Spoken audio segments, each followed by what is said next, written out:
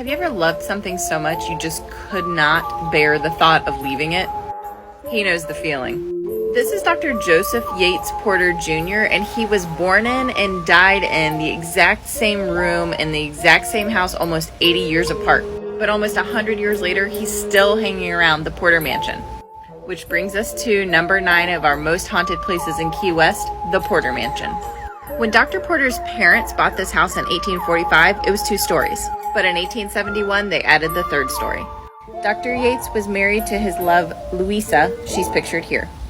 They went on to have children who were also raised in the Porter Mansion. Dr. Yates in his life was an incredibly accomplished physician. He was one of the first physicians to recognize the role of mosquitoes in transmitting yellow fever. This discovery was key in its eradication. He went on to become Florida's first public health officer and is pictured here with the governor of Florida in 1907. Dr. Yates is in the middle. Sadly, Dr. Yates died in 1927 and Louisa followed shortly thereafter in 1929.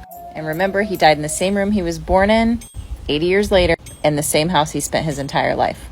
Which brings us to the haunting.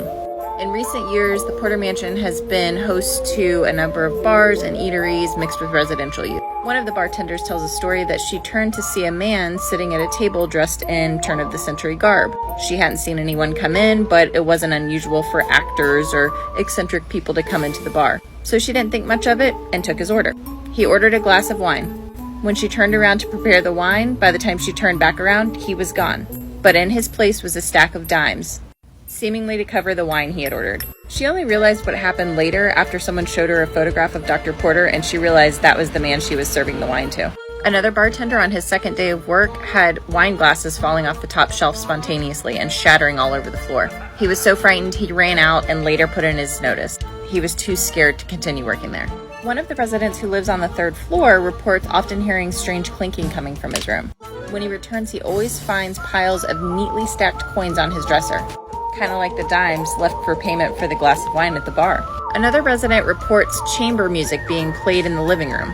When she goes to the living room, no one's there, but this happens multiple times a week. She says she simply announces to the spirits she's trying to sleep and please try again another day. And they do. A professional who has an office in the building was having a client meeting one day. He has a frosted glass window on the door to his office, and he and his client noticed someone pacing outside the door impatiently. They wrapped up their meeting and he said something to the effect of, "Let's go see what this guy wants." The client agreed, but when they walked outside, there was no one there. And his receptionist confirmed no one had come in the building. Key West is beautiful.